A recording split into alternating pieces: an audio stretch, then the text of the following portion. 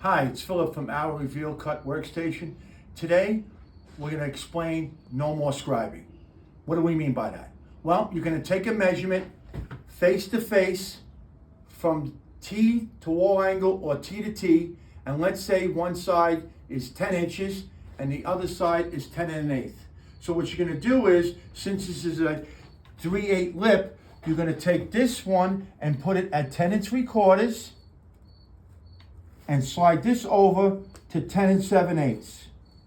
And then you're going to come across with the pivoting handle, put your profile on it,